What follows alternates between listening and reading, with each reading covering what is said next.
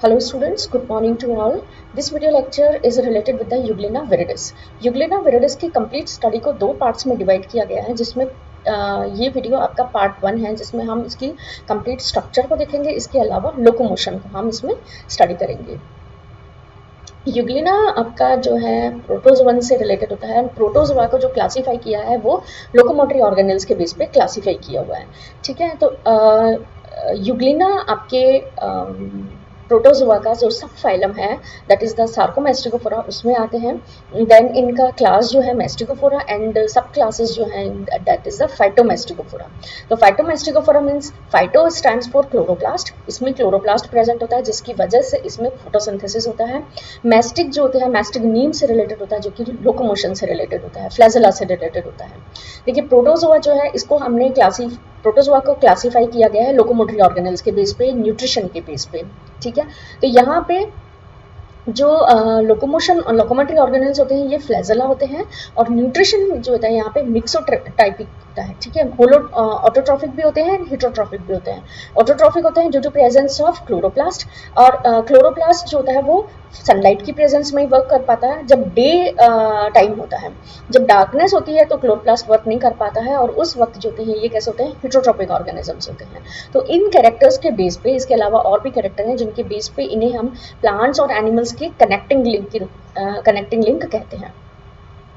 तो यूग्लिना विरिडिस जो है ये कैसे होते हैं, solitary free living fresh water flagellates होते हैं। It is found in the fresh water ponds, ditches, slowly running streams. It is found in abundance where there is considerable amount of vegetation जो होती है ये प्रेजेंट होती है। Structure की अगर हम बात करते हैं तो यूग्लिना जो है ये कैसे होते हैं, स्पिंडल शेप्ड होते हैं, एलोंगेटेड होते हैं। एंटीरियर एंड कैसा होता है इनका, ब्लंट होता है, एंड मिडिल पार्ट जो होता है वो वाइडर होता है। वाइल पोस्टीरियर एंड जो होते हैं ये कैसे होते हैं, पॉइंटेड होते हैं। साइज की अगर हम बात करते हैं तो Euglena viridis is about 40 to 60 micron in length and 14 to 20 micron in breadth at the thickest part of the body. इनकी स्पेशलिटी एक ये भी होती है कि इनका डेफिनेट शेप होता है। वो किस वजह से होता है, due to presence of pellicle. इनमें पेलिकल प्रेजेंट होती है जिसकी वजह से इनका शेप जो होता है वो एक डेफिनेट होता है। जैसे अमीबा है उसका शेप डेफिनेट नहीं होता, क्यों नहीं होता, क्योंकि वहाँ पे पेलिकल जो होती है वो प्रेजेंट नहीं होती है। तो पेलिकल जो होती है इसमें दो लेयर्स प्रेजेंट होती है। Both the layers of pellicles are present all over the body but only the epicuticle and into the anterior end placed cytopharynx and reservoir. इसको हम आगे वाली स्लाइड्स में देखेंगे। यहाँ पे आप देख सकते हैं इसकी स्ट्रक्चर, ये कैसा आपको स्पिंडल शेप नजर आ रहा है जिसमें दोनों एंड जो है वो कैसे इनके नैरो है, जबकि बीच वाला एंड जो है वो कैसा इनका ब्रॉड है। इसके अलावा आप यहाँ पे क्या देख पा रहे हो, एंटीरियर एंड में फ्लैजेला आपको नजर आ रही है। फ्लैजेला जहां से ओरिजिनेट हो रही है उसको हम क्या करें, साइटोफेरिंक्स। ठीक है, तो माउथ साइटोस्टोम के फॉर्म में प्रेजेंट है एंड साइटोफेरिंक्स या इनके एलिमेंट्री कैनाल के फॉर्म में प्रेजेंट है। एलिमेंट्री कैनाल जो होती है वो यहाँ पे कंप्लीट नहीं है। ठीक है, और डाइजेशन से भी रिलेटेड नहीं होती है, जस्ट फूड के रिजर्वोयर के फॉर्म में प्रेजेंट होती है। फूड को रिजर्व करने का काम करती है, स्टोर करने का काम करती है। ठीक है, किसी तरह का कोई डाइजेशन यहाँ पे प्रेजेंट नहीं होता है। तो साइटोस्टोम एंड साइटोफेरिंक्स में आपको फ्लैजेला नजर आ रही है, एक शॉर्ट फ्लैजेलम नजर आ रही है। इसके अलावा एक लॉन्ग फ्लैजेलम है या जो कि लोकोमोशन होता है। मेन लोकोमोटरी ऑर्गेनल जो है वो इसकी कैसी होती है, लॉन्ग फ्लैजेलम है, और ये लॉन्ग फ्लैजेलम जो है ये साइटोफेरिंक्स से रिलेटेड है। जो फ्लैजेलम है इसका ओरिजिन बेसिकली किससे होता है, ब्लेफेरोप्लास्ट से होता है। ठीक है, इसके अलावा यहाँ पे पैराफ्लैजेलर बॉडीज प्रेजेंट होती है एंड स्टिग्मा प्रेजेंट होता है। तो पैराफ्लैजेलर बॉडी एंड स्टिग्मा ये दोनों आपके रिलेटेड होते हैं किससे, ये दोनों ही आपके फोटो सेंसिटिव ऑर्गन्स होते हैं, जो कि फोटो सेंसिटिव ऑर्गन्स होते हैं जो कि लाइट के लिए इनके बिहेवियर के लिए रिस्पॉन्सिबल होती हैं। ठीक है, इसके अलावा आप यहाँ पे देख सकते हैं कॉन्ट्रेक्टाइल वैक्यूल नजर आ रही है एंटीरियर एंड में ही साइटोफेरिंक्स के पास, जिसमें कि आपके लार्ज कॉन्ट्रेक्टाइल वैक्यूल्स और एसेसरी कॉन्ट्रेक्टाइल वैक्यूल्स प्रेजेंट है। तो लार्ज कॉन्ट्रेक्टाइल वैक्यूल्स जो है ये रेड कलर का आपको बड़ा नजर आ रहा है। इसके अलावा स्मॉल कॉन्ट्रेक्टाइल वैक्यूल्स। तो presence of contractile vacuoles is related with the osmoregulation. जो एनिमल जो फ्रेश वाटर में होते हैं उनकी बॉडी की ऑस्मोरिलिटी जो होती है उसकी, इनकी बॉडी की जो इंटरनल कॉन्सेंट्रेशन होती है उसको मेंटेन करने के लिए यहाँ पे कॉन्ट्रेक्टाइल वैक्यूल्स जो होती हैं ये प्रेजेंट होती हैं। न्यूक्लियस आप देख सकते हैं यहाँ पे, न्यूक्लियस होता है मोस्टली पोस्टीरियर एंड पे प्रेजेंट होता है, जिसमें क्रोमेटिन बॉडीज प्रेजेंट होती हैं। इसके अलावा एक फीचर आप देख सकते हैं यहाँ पे, साइटोप्लाज्म जो होता है ये दो पार्ट्स में डिवाइडेड होता है, एक्टोप्लाज्म एंड एंडोप्लाज्म। एक्टोप्लाज्म जो होता है ये एक्सटीरियर पे प्रेजेंट होता है, और एंडोप्लाज्म जो होता है वो इंटरनल प्रेजेंट होता है। तो एक्टोप्लाज्म कैसा होता है, क्लियर होता है, किसी भी तरह के कोई ग्रेन्यूल्स यहाँ पे प्रेजेंट नहीं होते हैं, जबकि एंडोप्लाज्म जो होता है उसमें ग्रेन्यूल्स प्रेजेंट होते हैं। इसके अलावा सभी साइटोप्लाज्मिक जो फीचर्स हैं वो भी आपको यहाँ पे देखने को मिलेंगे। तो अब हम यहाँ पे इनकी स्ट्रक्चर को देखते हैं, cytopharynx and cytostome. At the interior end of the funnel shaped cytostome और cell mouth slightly to one side of the centre, ठीक है। Cytostome leads into a short tubular cytopharynx और गलट। तो साइटोस्टोम माउथ के equivalent है and cytopharynx जो होते हैं ये गलट के इक्विवेलेंट है। In turn join the large spherical vesicles, reservoir और the flagellar sac. The cytostome and cytopharynx are not used for the ingestion of the food, but as a canal for escape of fluid from the reservoir, ठीक है। तो just एक reservoir की तरह work करते हैं ये।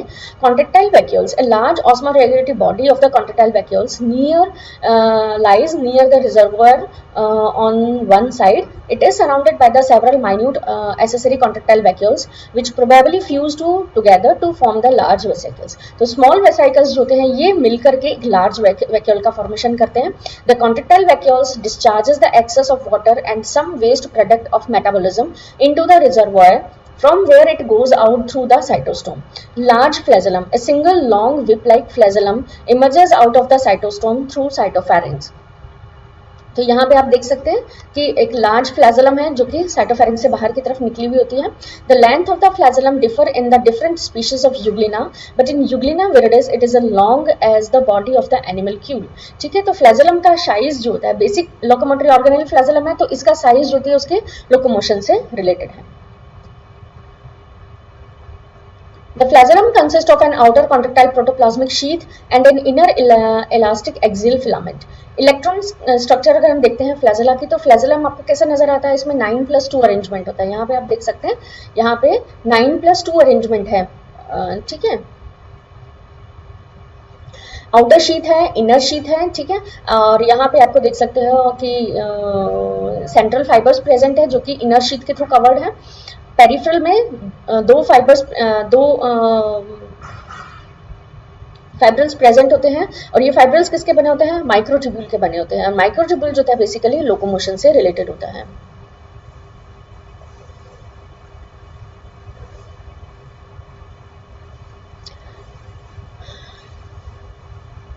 Stigma. Near the inner end of the cytopharynx, close to the reservoir of a red spot or stigma present होती है। ये आपके लिपिड ड्रॉपलेट की बनी हुई होती है जो कि बेसिकली रेड कलर की होती है, क्योंकि इसमें हेमेटोक्रोम प्रेजेंट होता है, और ये आयोडीन के साथ में ब्लू कलर देती है, ठीक है। स्टिग्मा जो होते हैं ये आपके सेंसिटिव टू लाइट होता है, लाइट के लिए सेंसिटिविटी में स्टिग्मा जो होता है आपका मेन रोल प्ले करता है। पैराफ्लैजेलर बॉडी और फोटो रिसेप्टर, तो पैराफ्लैजेलर बॉडी जो होती है स्मॉल स्वेलिंग के फॉर्म में प्रेजेंट होती है, जिसमें आप देख सकते हैं the paraflagellar body is sensitive to light and it is regarded to the photoreceptors. Recent studies cytoplasm को अगर हम देखेंगे तो यूग्लिना में जो साइटोप्लाज्म है ये आपके दो लेयर्स में प्रेजेंट होता है, एक्टोप्लाज्म और एंडोप्लाज्म।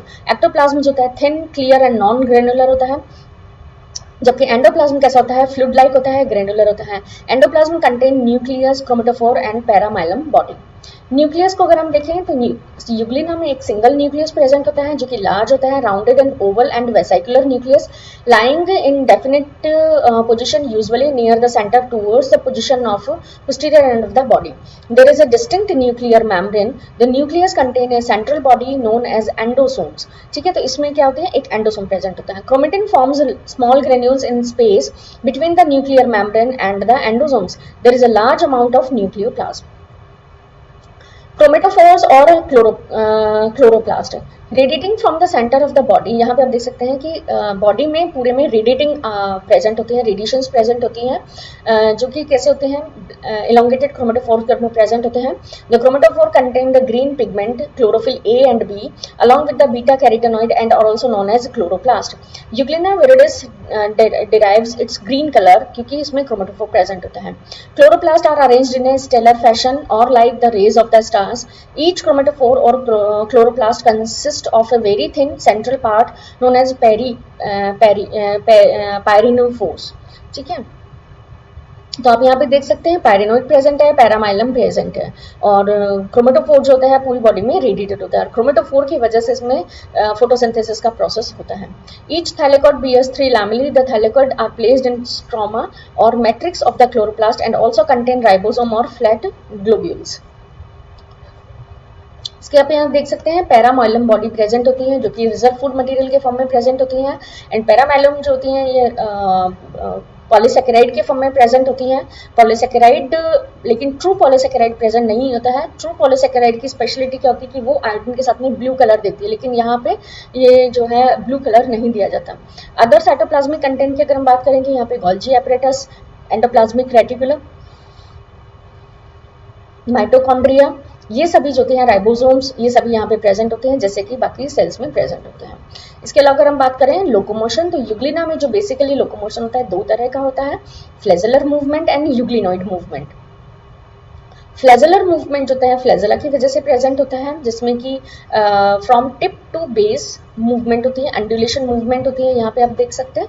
तो ए जो है यहाँ पे रिकवरी स्ट्रोक को शो कर रहा है, जबकि बी फॉर्म जो होता है ये आपके इफेक्टिव स्ट्रोक को शो कर रहा होता है। तो इफेक्टिव स्ट्रोक में क्या होता है आपके नीचे से फ्लैजेलम वापस से अपनी पोजीशन पे आती है, जिसकी वजह से यूग्लिना आगे की तरफ बढ़ता है। ठीक है, जैसे हम जब बोटिंग करते हैं तो जब हम वो चप्पू जो होता है जिसको हम चलाते हैं, तो जब वो पीछे की तरफ जाता है तो हम क्या होता है, हम आगे की तरफ बढ़ते हैं। ठीक है, इसी तरह से जो फेज होता है वो रिकवरी स्ट्रोक और इफेक्टिव स्ट्रोक का होता है।